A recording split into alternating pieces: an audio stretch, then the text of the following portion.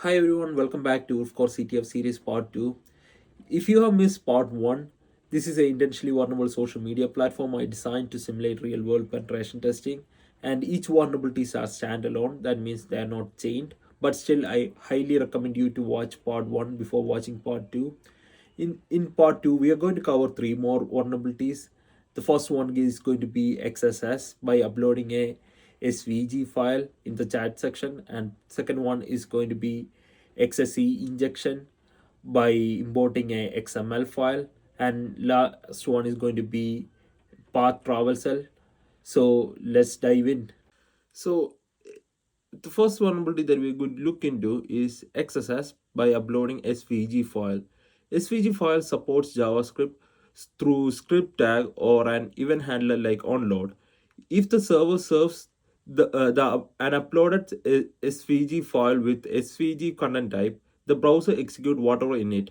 And the web apps chat feature doesn't sanitize the SVG files at all. So in order to do that, first we have to log in. I'm going to use my own account, and it's Tom Thomas at wolfcore.com, and the password is Tom123. And go to messages, and I'm going to chat with Bob. The first payload that we're going to use is, let me just show you the code of it. It's code just cd desktop. No.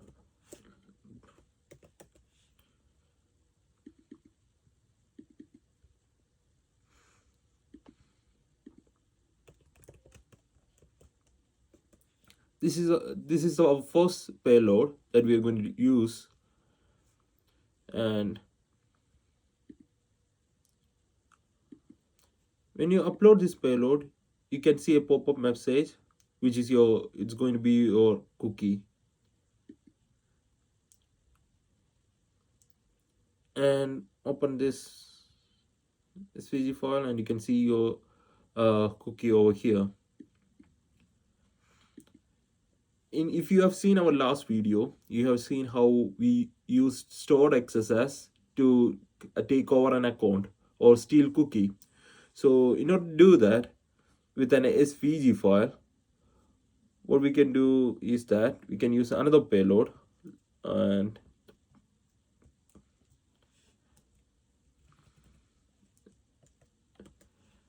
in order to do that, this is our payload that we are going to use. And first we have to start a ngrok server, or like a Python server. First we have to start with Python server. So I'm going to use python 3 minus m http dot server, and we have to expose our server to the internet. For that we have to use ngrok http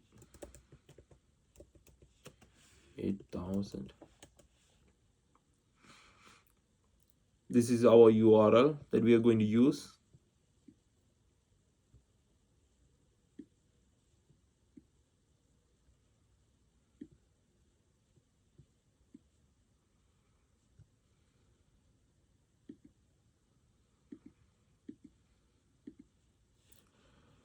Replace the old URL with our new URL that we got from the ngrok.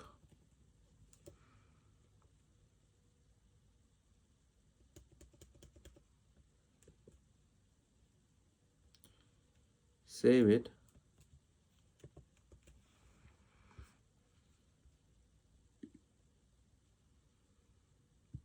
And upload the file.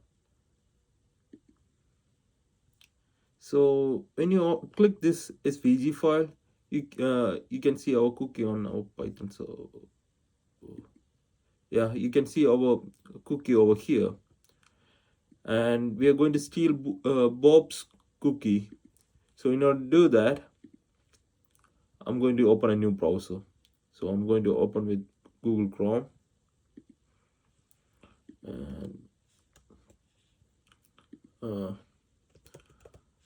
bob@wolfcore.com, and the password is bob123.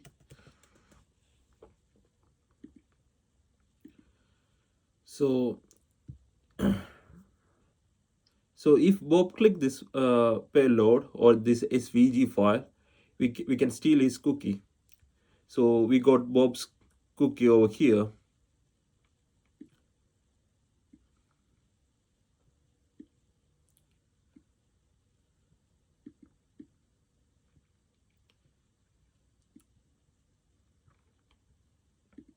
So if you have seen our previous video, we used a cool tool called cookie editor.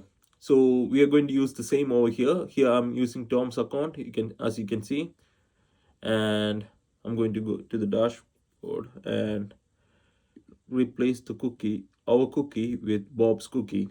So like section ID. So save the section ID and refresh the page. Now we log in with Bob's account, and the next vulnerability that we are going to look into is XSE injection.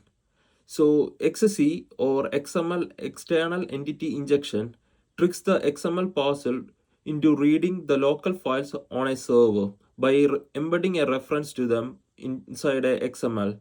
So in this chat apps or in this social medias has a feature called import data, and it has entity expression enabled. So that's exactly what it makes it vulnerable. So in order to do this, I'm going to go to dashboard, and you can see a feature called import data. Yeah, so the payload that I'm going to use is, we don't need this anymore.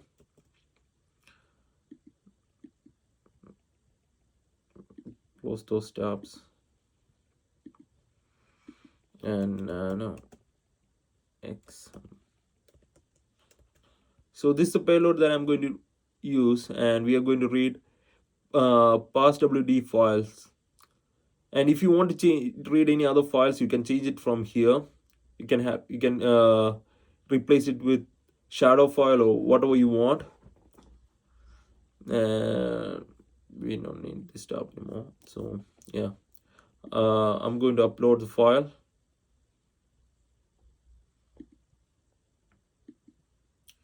and import data. Now you can see that we can see parsewd file over here, and if you go to our profile, you can see it over there too. Oh yeah, over here. So the next vulnerability that we are going to look into is path traversal.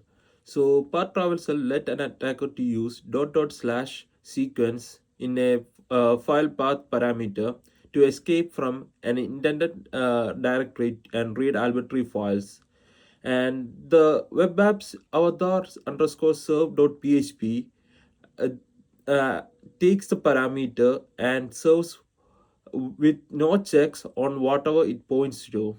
So in order to exploit this vulnerability, what we can do is that open the avatar into a new tab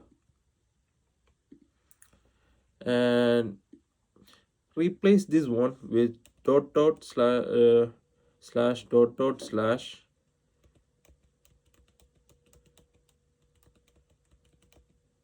and at the end we can use a known directory.